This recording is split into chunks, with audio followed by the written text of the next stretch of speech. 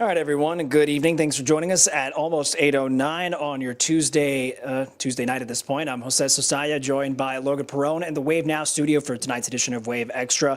Logan works hard preparing, of course, all the reporting information he's gathered to then have ready kind of, a good summary of really the core of the story that he always looks into. So we're going to have that, of course, tonight at 11. But Logan was able to make some time to sit down with us and kind of walk us through, what he finds is the most interesting part of this story. And Logan, this is unfortunately a tragic outcome. And obviously now it's not just a search for us to find what the linking or the missing pieces could be. It's for a family that is going to want some closure in a case that involves some interesting connection points, touch points. Walk us through kind of what you've been able to learn. And this is a case that stretches beyond just Louisville. There is a Louisville connection, but it actually goes further east, I believe. Yes, so this is a Louisville native who had years ago moved to the Lexington area. Her name is Rochelle Dawson. Rochelle is a young woman in her late 20s. She was 29. She had met her fiance and had been living out in Irvine, Kentucky. So what happened was about late last month, I'm going to make sure I get those dates right, but late last month, she is reported missing by her fiance. We're going to pull up that picture of her right here. This is Rochelle. She went missing late last month. It was June 27th. The fiance calls police. They ping her phone. Her sister, who lives in Louisville here, pings her phone. She drives out. They actually ping it to a Red Roof Inn in Winchester, Kentucky. For those of you that are watching that don't know where that is, that's just a little bit east of Lexington. So they ping her there. I'm talking with her sister Kay today. Kay says we go out. They go out to the Red Roof Inn. They call police. Police show up, and they're out there for several hours before police come out with the news to say, hey, she's in there. She's passed. She was found unresponsive and then later pronounced dead of an overdose. Today, the update that we got, because our sister station in Lexington had actually been covering this. It happened closer to them. They had been covering this. We today got her toxicology report. It shows that she did have methamphetamines in her system. That level, the quantitative result was 14,220. Now, the average overdose would be 200. So that's a base yes, level as police would describe of that. blood. Yes, okay. The baseline would be the average, as the coroner said in another case, which we'll get to, is 200 nanograms per milliliter. Hers was 14,220. Now, there was a man who had rented out this hotel room. His name is Brian Epperson.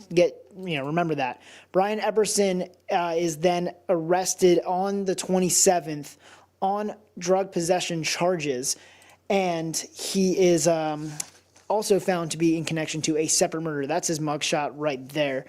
So he was also charged in connection to a separate overdose that happened on May 31st on Patsy Road in Stanton, Kentucky. That's in Powell County, okay?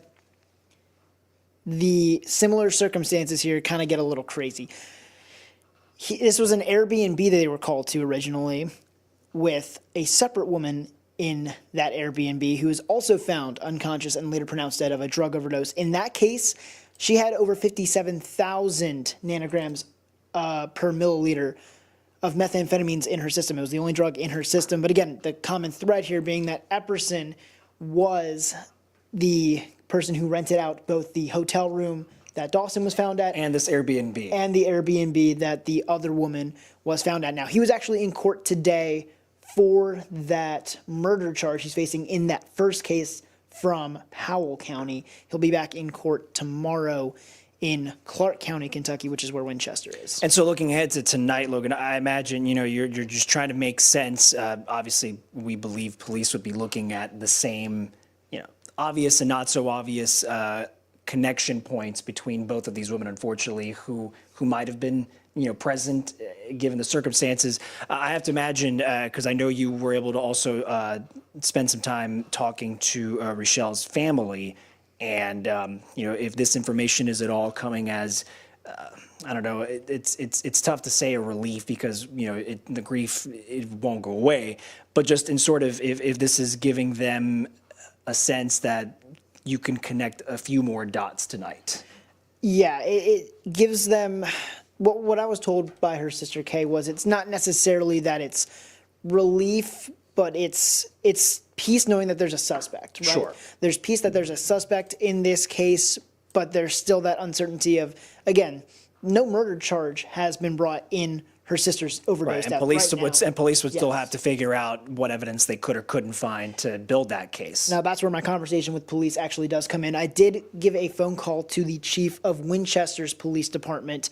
They tell me that they are currently working with prosecuting attorneys to determine what charges can be brought against Epperson here because they also got the toxicology report today. So again, you have to factor in that just over the last few weeks since this happened, they haven't had the toxicology report in Rochelle's death. So this is fresh to them tonight. yes, today when we got it is the same time police got it, the same time Rochelle's sister Kay received the toxicology report, which again, it's sobering because you have this stark similarities in the cases where, again, it's a same person renting out a Airbnb hotel room, the same drugs used in both instances, methamphetamines, and again, way over the legal limit. I think that's the legal limit, the average overdose limit. I think that's the big thing here. What an expert or a police officer or a Yes. doctor might argue is like you're beyond the threshold of that this is going to kill someone. Yes, so actually, I'm just going to read from the uniform citation Sure. here. It actually had said... Which you have a copy of, and usually saying you can have that up there. Yes, so. this is the copy of this. It's upon receiving toxicology report approximately 20 days after the death of the first woman that was found dead. Her name is Miss Morris. She said she had suffered an overdose with the nanograms of milliliter of blood being 57,000. The medical examiner's office stated a typical overdose would be approximately 200 nanograms per milliliter of blood.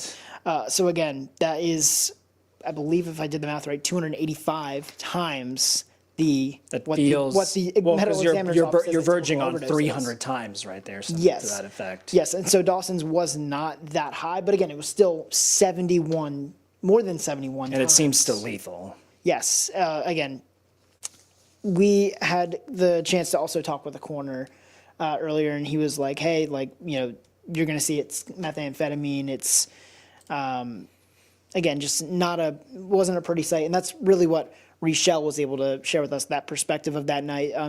Or Rochelle's sister. Rochelle's sister, yes, Rochelle's sister Kay. She tells me she works in the medical field. She knows what happens when a stretcher goes in and doesn't come out with someone on it. Again, just a very emotional night for the sister. She did share with us. We'll have more on Wave News at 11. But again, just a phone call you never want to get as a family member. She says she doesn't wish this on anyone else.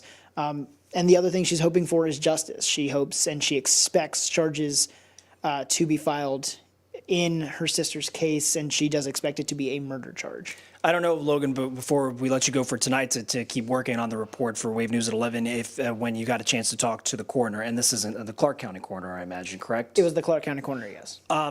Any chance you asked them or they offered an opinion or a comment on just the fact that in checking these levels in these women's blood, that it scared them, or they're just like, I've never seen this high of a level test come back in all their time working as a coroner. So it feels so out of the norm. So that's one of the things is this case actually, Rochelle's body was transported by KSP to the medical examiner's office in Frankfurt. So they did the autopsy, the toxicology. They then sent it back to the Clark County coroner. They were just passing along the information at that point. Okay, excellent. Anything as we're letting you go and preparing for later tonight, Logan, as far as interesting, perspectives or comments, things that you're going to want to look further into as we, go throughout the week, and obviously we'll follow as police keep investigating. But are there things or questions you have that you would eventually hope we can find some answers for? So yes, I'm not going to spoil the story, but in my conversation with Winchester Police Department, this is an open and active investigation. And as I learned from Richelle's perspective, she says she expects more victims. There is at least one other. So police are investigating, looking for other victims, but they do have at least one other that they suspect could be tied to Epperson. All right. Well, appreciate you taking some time to look into this, and as police, of course, are trying to dot their I's, cross their T's in an investigation like this. It again, awful, tragic, heartbreaking circumstances, and just hoping to find what the chain of events was, and obviously it's a connection and a family that's grieving tonight.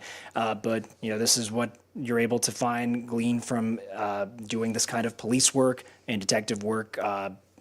Finding some answers. So we appreciate Wave News' Logan Perone spending some time, and so that is going to be his focus on a report tonight at 11, making sure we'll check in with Logan. Then coming up after the break, we're going to take a look at least the comments we heard earlier today from Mayor Greenberg. It was his response, and I'm sure Logan has listened to some of this too, with what happened or didn't happen inside the Expo Center during the basketball tournament, and just sort of how police have been trying to, zero laser in on what's happened in the investigation. So you'll hear an extended comment from the mayor, and later, as we round out the hour, another recap of the fascinating testimony involving Crystal Rogers' disappearance. So we're going to take a quick commercial break and be right back here on Wave Extra.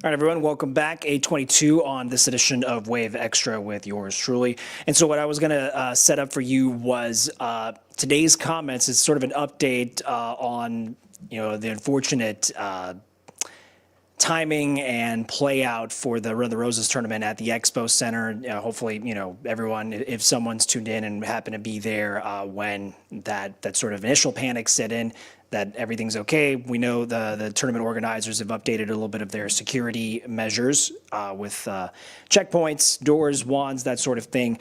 But it sounds, based on us coming in to check on today's updates into the investigation, that we had heard Mayor Greenberg take the microphone and saying that whatever that initial report was of a falling ceiling tile, that was what we first updated you with on Monday. So that apparently was not the cause of that initial panic at the Expo Center this weekend.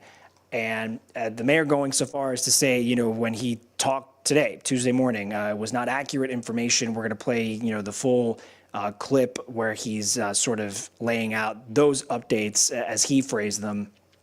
But if you remember, the tournament came to an abrupt stop Somebody might have believed there was an active aggressor out there on the property at the Expo Center. But LMPD officers found no evidence of shots fired. They had heard by some eyewitness accounts, they believed it could have been a ceiling tile that fell on the floor and it created that kind of noise that would start a panic. But today, Chief Humphrey and the department clarified the claim. They put out a new statement with more information. Part of it reads, what we do know is an alarm went off inside the venue. Several people started running while some were yelling and believing it was an active shooter. So it was just more of a cocktail of different reactions and statements that would have created the kind of chaos that has been described. But again, LMPD, saying they themselves were extremely grateful. This was not an actual active shooter. How officers responded as quickly as they did is something the chief mentioned he was proud of. And so what we're going to play for you here really quick is Mayor Greenberg's full statement touching on those updates into the Expo Center investigation. I want to start with a couple of very timely matters related to public safety and public health. And first, I want to acknowledge the heartbreaking and senseless acts of violence that took place in Lexington over the weekend. We certainly are not immune to that. Here in Louisville, we had some that just happened last night. But in Lexington, our hearts are with the families of the victims at the Richmond Road Baptist Church and everyone else that was injured. And I want to send my best to all the Kentucky State Police, and particularly the trooper that was injured, and send my prayers and thoughts to him for a speedy and full recovery.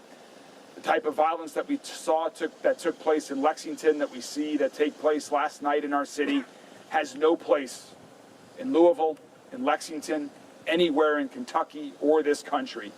And we here in Louisville will continue to do everything that we can to end gun violence.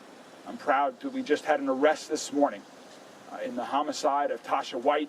LMPD, our entire team, will be working every day to end gun violence in so many ways and to hold individuals responsible who commit these heinous crimes. I also want to give an update on the situation that occurred at the Kentucky Fair and Exposition Center on Sunday. I know that was a very scary moment for many of the young women who are playing in what is the world's largest basketball tournament. Before we get into what happened, just to set the stage, each year in Louisville, the Run for the Roses tournament is the world's largest basketball tournament, played at Kentucky Fair and Exposition Center this year with 83 basketball courts under one roof. For the entire event, 2,600 teams. It is an amazing sight to see. I was thrilled to be out there yesterday. And what happened on Sunday was very unfortunate. I know it was a very scary moment. It's a very scary time for families that were there and families that were at Kentucky Kingdom. I'm very grateful that no shots were fired and that everyone is safe. And I want to give a giant thanks to LMPD, to all of the staff at Kentucky Venues. David Beck and his team did a wonderful job responding to the tournament organizers and everyone. And I'm glad that yesterday we were able to get the Run for the Roses tournament back up and running so that it can end on a very high note. And the action that was happening yesterday was wonderful. So I know there's been a lot of information and rumors out there about what may or may not have happened. I want to provide you with information on what we know did happen.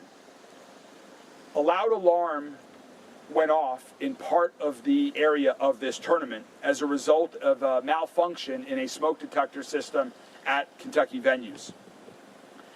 As this alarm was going off, one or two people first yelled something about there being shots fired and were running through the courts and the crowd towards the exit.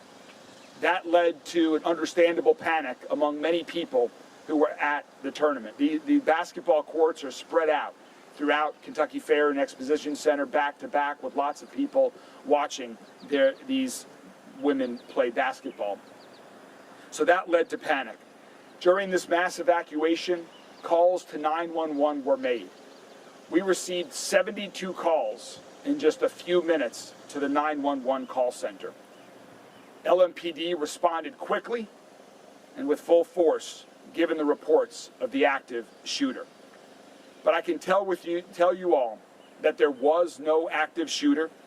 There is no evidence a gun was ever shot. There are no suspects that may have shot a gun. No one was harmed. There is no damage that took place within the Kentucky Fair and Exposition Center. There was no tile that fell from the ceiling. There was no one that was injured. So I am very thankful for the fast and swift response. It is unfortunate that this event happened here. It's happened more in recent years across the country at various events. But the good news is that nobody was injured. There was not an active shooter. And I thank the Run for the Roses tournament for their swift response, for adding metal and weapons detectors, for doing bag searches so that the tournament can end with everyone feeling safe. I think that was a very prudent decision and really should be standard operating procedure for large events that we see in our city or anywhere in America today. So that is an update which I hope is helpful, that is providing actual facts on what occurred at the Fair and Exposition Center. So again, that was Mayor Craig Greenberg's full comments on the updated information regarding what was believed to be an active aggressor situation at the Expo Center for the basketball tournament. In the end, just was not quite the case, and even the confluence of the initial reports of it being a potential ceiling tile that fell, but that was something that the mayor had first, said publicly this morning, and the chief of police and LMPD had corroborated. But of course, then the updates that were added for security purposes there at Run for the Roses. So just wanted to play that clip for you tonight on Wave Extra. So we're going to take a break right now, and coming up after the break, hope you stay with us. I'm going to replay perhaps some of the most emotionally charged testimony from all these past weeks' coverage of the Stephen Lawson trial, the Brooks Houck and Joseph Lawson trial. This is the one time that Crystal Rogers' mom, Sherry, took the stand, but just sort of touching on, the last moments she had known Crystal was alive and out there, and just sort of her frustrations, very early on. And so we're going to play that bit for you. And before we wrap up tonight, what I will show you all is a new feature we do have on wave3.com. And there's also going to be an option at some point eventually for the week. I will let you all know how to get to a library we've built on our YouTube page for you to watch playlists that are dividing long clips of all of the camera testimony recorded by those courtroom cameras in both trials. So I will let you all know about that update. But coming up after the break, we'll play the long in its context clip of Sherry Ballard's testimony, let you all know where to find, up to this point, all of the video we've been able to put in our own system of the Brooks Houck and Joseph Lawson trial. So we're going to take a quick break right here on Wave Extra and be right back.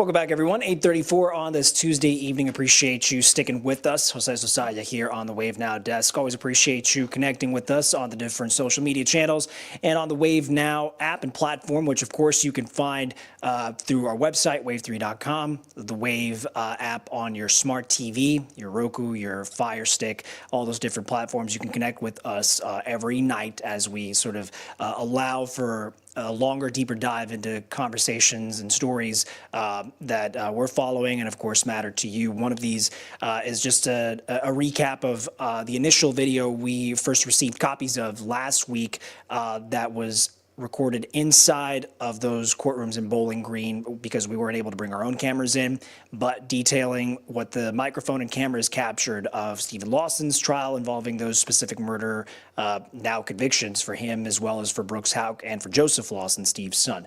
So what we're going to play for you again from beginning to end that we were able to time mark is Sherry Ballard's testimony for the prosecution in Steve Lawson's trial.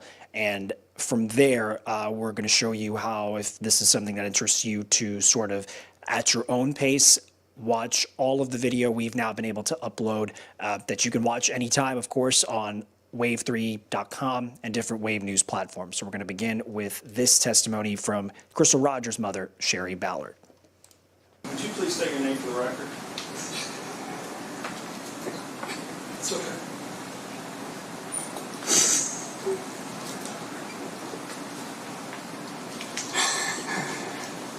Sherry Ballard. You gotta speak up. Okay, Ms. Ballard. I want to talk a little bit of background with you. Where do you live?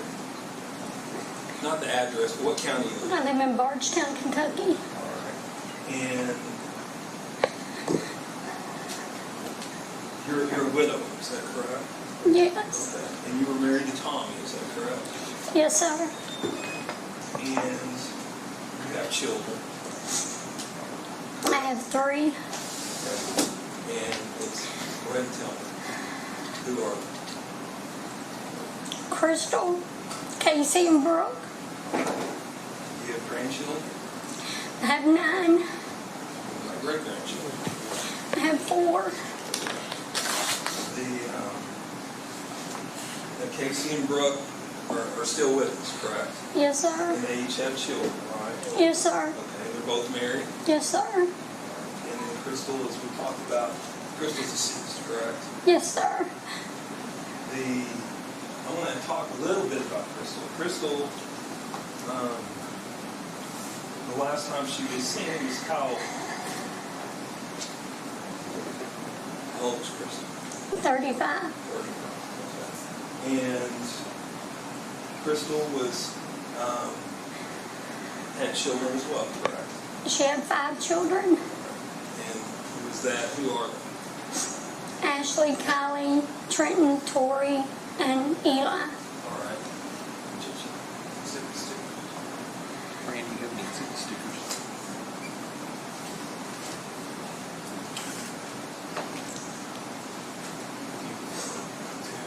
Just one to be fine. Numerical.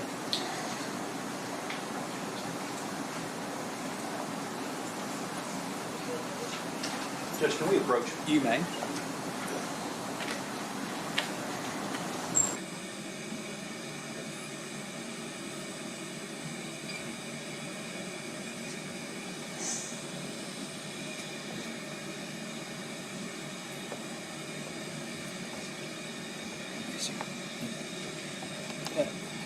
I know what the answer is going to be, but I'm objecting for the record to the calling of this witness to lay the foundation that he's laying the foundation for.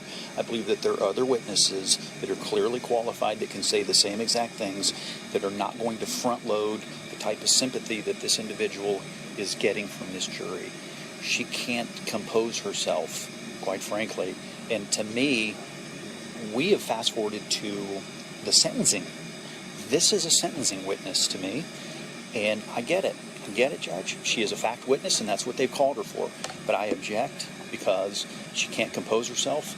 I think the Commonwealth knew she wasn't going to be able to compose herself, and this is turning into a pity show for Miss Ballard, and I have pity for her as well. But it should not bleed into that jury. If we don't get to sentencing, then what we're seeing here can clearly be portrayed by somebody else that is less emotional and less sympathetic to this jury. At this point, I don't find that the Commonwealth has gone anywhere near that at this point, so I'll note your objection over at this time.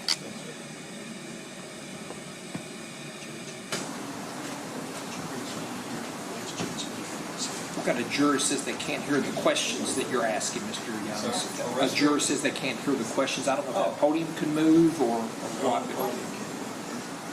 that microphone had the podium. Where did that microphone go? There you go. Sure. No, they can't hear you. Oh, can't hear me? Okay. Can't hear you. I got you. Okay. Sorry about that. Oh, I gotta show that here.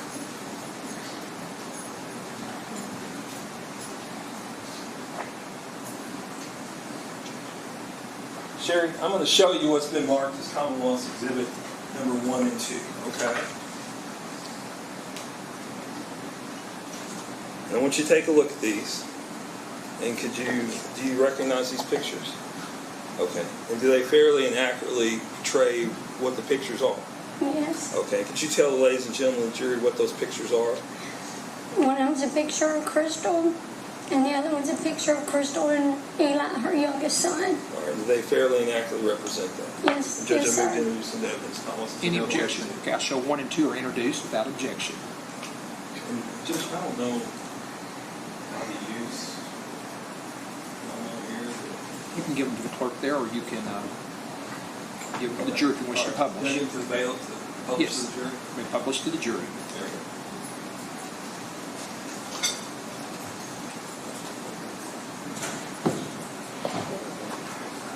go. Now, I want to talk a little bit about Brooks and Crystal, okay? Could you tell me, are you aware when they began seeing each other? Yes, sir. Okay. And when was that? Gosh, probably 2000, the end of 2010, 2011. Okay, you want to tell me the beginning of the relationship, how was it? They had a pretty good relationship in the beginning. She actually rented a house from him. Is that how they met? Yes, sir. She was renting a house from him? Yes, sir. Okay. And eventually, did it develop into more? Yes, sir. All right. And at some point, did she move in with him? Yes, sir. And was she working at the time? Yes, sir. Where did she work at? She worked at a little minute mart. Sorry. She worked at a little minute mart that was right down the street from where she lived. Okay. And did she do that when she was living with Brooks? Yes. All right. And at some point, did they move in together? Yes, sir. Okay. And when was that? After she got pregnant with Eli, she was probably 5 or 6 months, I would guess, and she moved in with him. All right. And did she move in with with Kylie, Tori, and Trent? Yes. All right. So they all four lived with Brooks. Is that Yes, correct? sir. Okay. And was she still married to Keith at the time? Yes, sir. Okay. Tell me about that situation.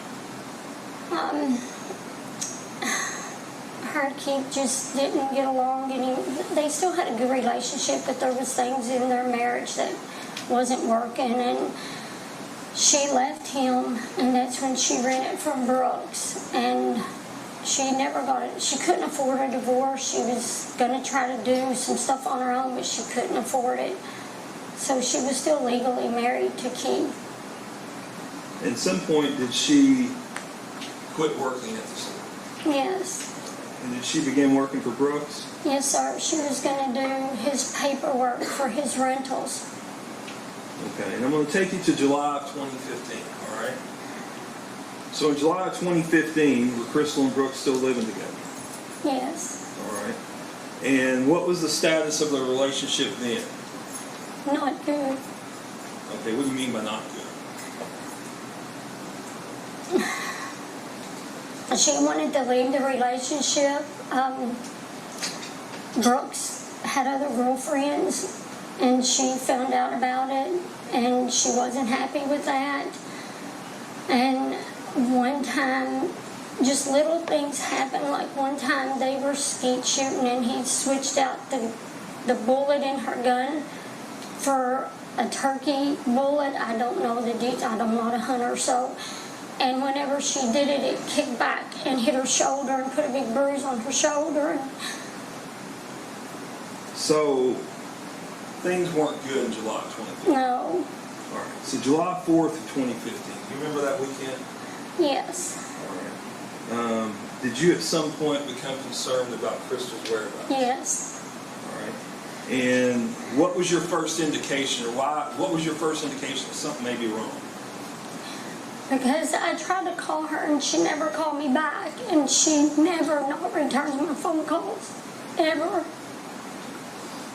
Did you hear from her kids? Her daughter texts me and she's like, Mama, she was at her other grandma's house and she said, have you talked to Mom? I need some clothes. And I said, no, honey, but I'll call her and tell her you're trying to get in touch with her.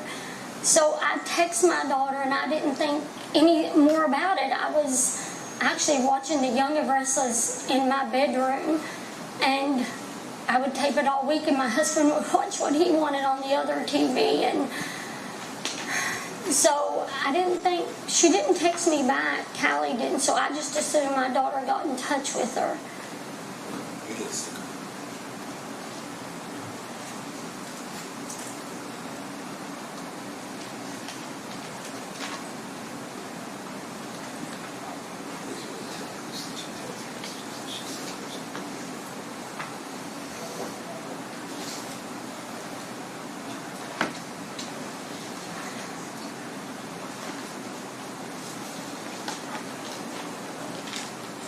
So you said you texted her? Yes, sir. Okay. I'm going to show you what's marked as Commonwealth's Exhibit number 3, okay?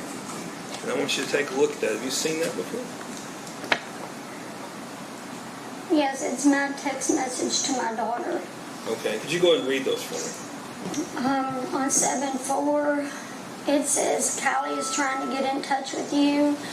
And then later on that night, I said, everyone is worried about you, even your kids. Call someone.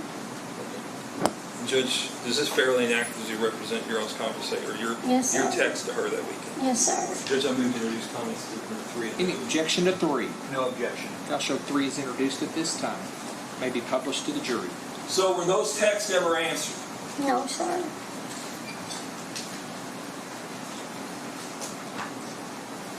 So Sunday comes around, July 5th. You've not heard anything, correct? No. All right. What happens on, what do you do when you get up Sunday?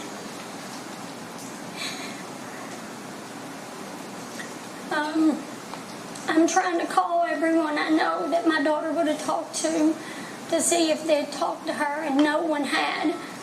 And then I start to panic because I know something's wrong. And my husband told me, he said, my son had stopped by from Green River, so him and his wife were there. And I was getting upset and starting to cry. And my husband said, we'll go look for her. Because I told him, I said, no, I'm telling you, Tommy, something's wrong. So he told me to go file a missing persons report, and him and my son went to look for her. Did you talk to Kylie again? Do you remember? I don't think I did.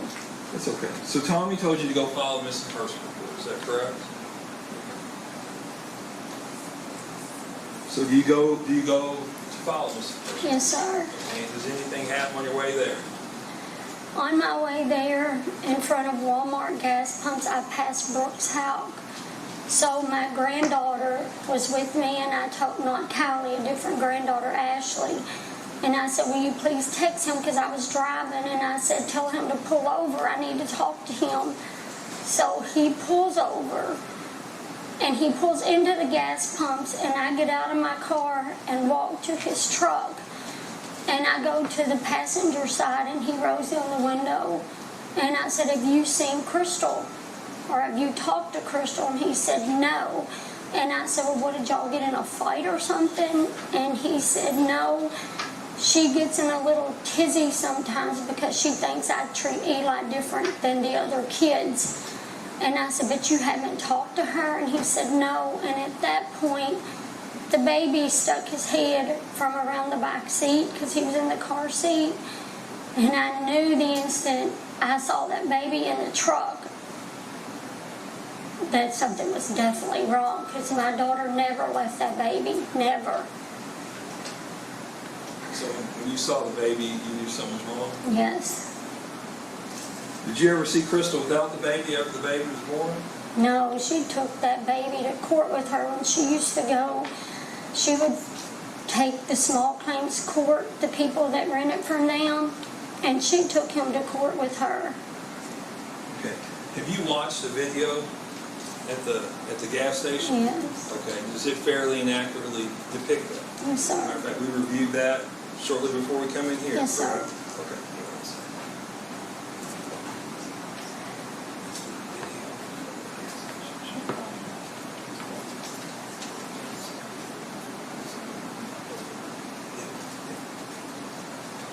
And does that video fairly and accurately represent that? Yes, sir. Okay, Judge, I move to introduce comments exhibit into evidence number 4. What is it?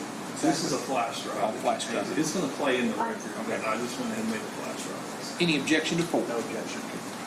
May I show it's introduced at this time? Judge, could we put it on the TV? And can I ask Ms. Ballard to come down so she can show ladies on the jury Yes, where sir. she's at? You can come on down. I think there's a TV right behind her, too. Oh, okay. Never mind, I'm sorry. Well, come over here, Sheriff.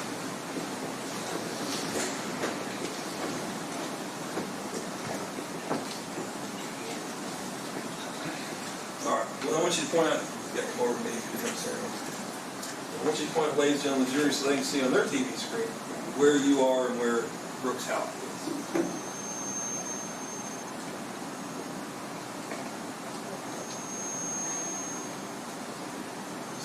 That's me pulling in over here.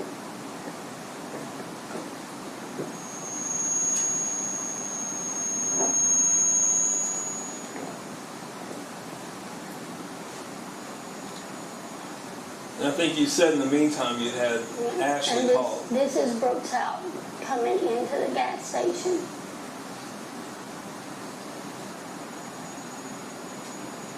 In that truck there? Yes, this truck right here. And that's me coming over to the truck.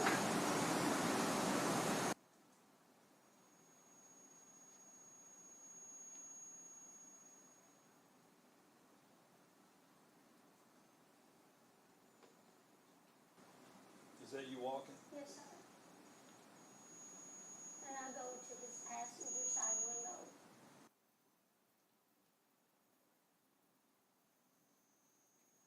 And is this where y'all are having a conversation? Yes, sir. That's when I'm asking him if he saw my daughter.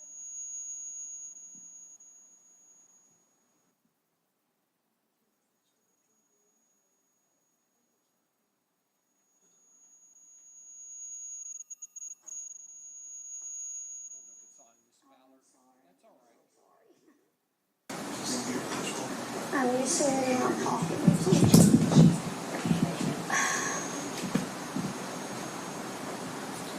And you're still talking to him there? And when I asked Brooks if he saw Crystal, when he told me no, I told him, I said, I'm going to go file a missing persons report.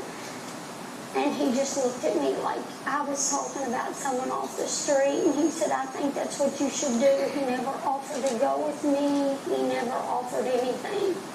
And that's when we left.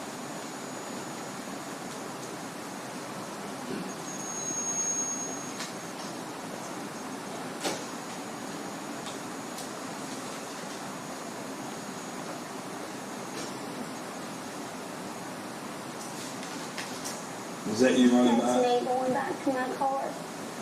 Let's take a section.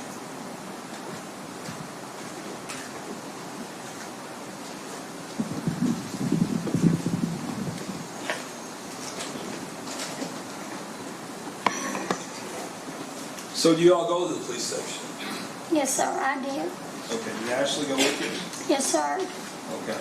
And did your family do some searching for you? Yes, we started that night, that very same night. We started till like 3 o'clock in the morning on the BG, Oh, the BG. the Bluegrass Parkway. We searched the area where her car was found on the opposite, behind her car, all that. All right. Did you ever hear from Crystal? No, Did you ever find any signs of Crystal? no, Did you all have people giving you information? constantly. And did you all follow up on it? Everything, everybody told us we followed up on. My husband told me, Sherry, it might sound, like it's not. You follow everything anybody says. We have to prove that it's not correct. So, to your knowledge, has Kylie, Tori, Ashley, or Trenton ever heard from Crystal? No, All right. Have they been living with you? yes. They all don't now, but they were. Right. They're 10 years older now. Yes.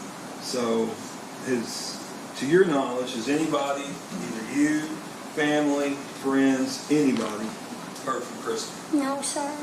Judge Donovan, for the questions. Any cross? No, Your Honor. Ma'am, you may step down. Thank you. We've been going about an hour. Why don't we take about a 10-minute break and be ready with your next witness, okay? So the jury may go with the bail. Remember, the same admonitions are in place, okay? But I've gone over. And so thank you for sticking with us as we just wrapped up that bit of Sherry Ballard's testimony in Steve Lawson's trial. And so as part of the more emotionally stirring and it's hard to not feel perhaps the tension or the emotion in the room, obviously, for what this has meant for Sherry's family, many who have commented out in the Bardstown community and broader across Kentucky, as of course, we know what the jury had decided in those respective cases with Steve Lawson's, those two guilty charge verdicts, the same for respective charges and convictions for Brooks Houck and Joseph Lawson. And so before we go tonight, for a lot of you commenting on Facebook in particular, watching the stream, just curious if, we of course had received all these hours upon days of recorded testimony, if there was a way to access all that, and there is. And I believe there's a way I can show you all how to get to that. You just have to work through a couple steps. But one good tool that I know for sure you all can use right now would be going to wave3.com. So we're going to switch over to that input if you're ever navigating the website. So we're going to switch to that.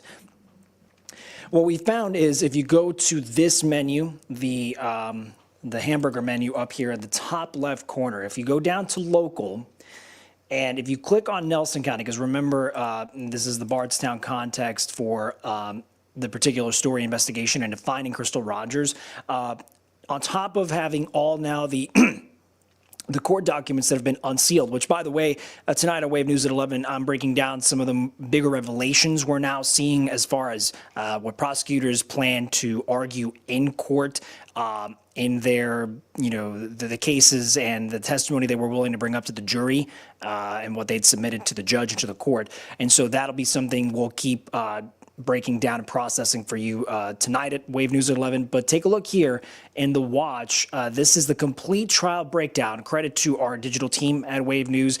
They have sifted through all of that testimony. And so you, if you're interested, can now watch this trial in order. And so you'll notice dates, the angles of the different courtroom cameras. If you scroll down to this part of where the video playback is, there's a little bar here, and you can click in between the different days and the different parts. And so you go from morning, afternoon, later into the evening, but you can go day 1 is covered there in at least 6 parts. Actually, it stretches further. So you can get a much more segmented breakdown of all the different parts of that testimony, the Commonwealth against Brooks Houck and Joseph Lawson. So there we are, all the way to 11 clips for day 1. It just keeps extending all the way through day 2, and so on and so forth. And so that is an option for you to watch all for yourself on wave3.com. I believe at some point by the end of the week, I'll also show you when you join us on Wave Extra. We're going to have a playlist you could also watch on our YouTube page, just multiple different avenues to sort of step inside of the courtroom as our reporting team did on those respective days and weeks down in Bowling Green in Warren County. So again, from wave3.com, click the hamburger menu, go to local, and press down on Nelson County, and you're going to find right here is the second option of watch the complete trial of Brooks Houck and Joseph Lawson.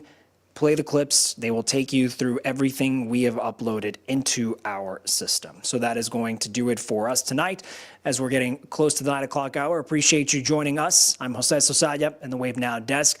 Reminder to always connect with us on the different social media channels, Facebook, Twitch, X, YouTube, on the Wave Now app, streaming on your smart TV, your Fire, and your Roku stick, wave3.com. And looking ahead tonight with Logan, Chief Meteorologist Kevin Harned, and the storm tracking team. We'll see you then. Have a good night, everyone.